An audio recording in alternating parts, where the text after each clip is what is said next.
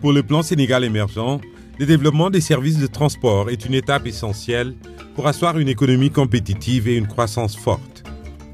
Pour donner corps à cette ambition, d'importants travaux d'infrastructure ont été lancés aussi bien dans les domaines ferroviaires que maritimes et aériens. Le train express régional TER, plus grand projet depuis l'accession du Sénégal à la souveraineté internationale, est en chantier.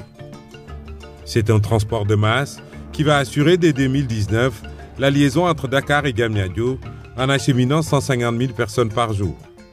Il permettra de rejoindre en 15 minutes le nouvel aéroport Blaise Diagne à partir de la capitale Dakar.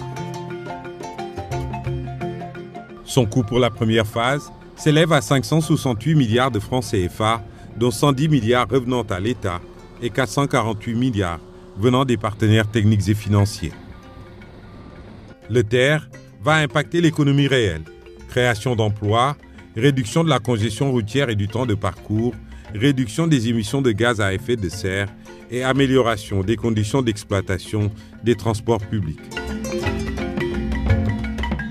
À côté du TER, le bus rapide transit BRT est entré dans sa phase active.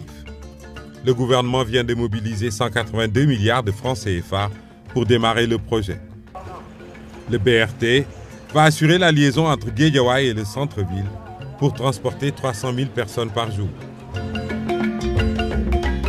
Dakar Demdik a accru ses capacités opérationnelles avec l'acquisition de 475 autobus pour le transport urbain et interurbain avec la desserte de certaines capitales régionales.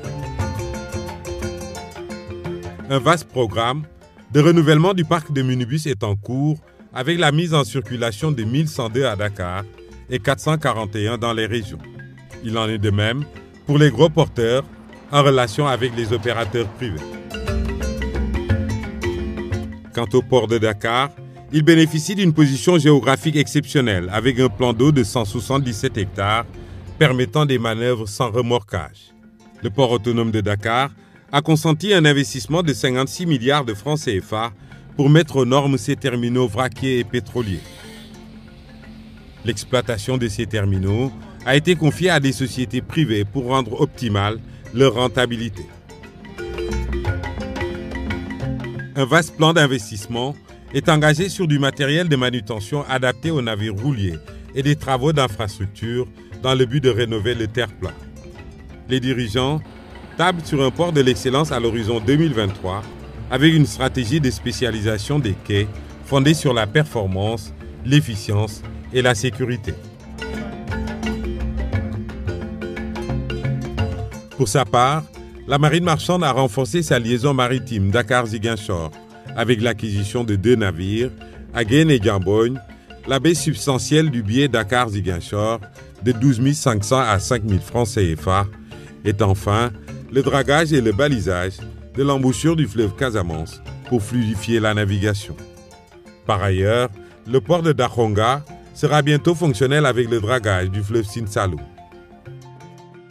La région de Dakar, elle, s'est dotée du navire Mamkoumbalam qui dessert Rufisque. L'aéroport Léopold Sédar Senghor a changé de visage depuis quelques mois. Ici, tout a été réorganisé pour mieux répondre aux attentes des passagers. Par ailleurs, les aérodromes à l'intérieur du pays subissent tous un véritable lifting.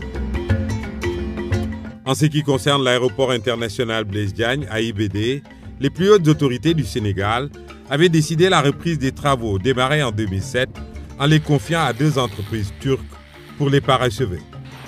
Coût initial de 135 milliards de francs CFA porté à 301 milliards, clé en main. L'ambition, transporter annuellement 3 millions de passagers, ce qui renforce l'attrait de Dakar et la destination Sénégal au plan touristique.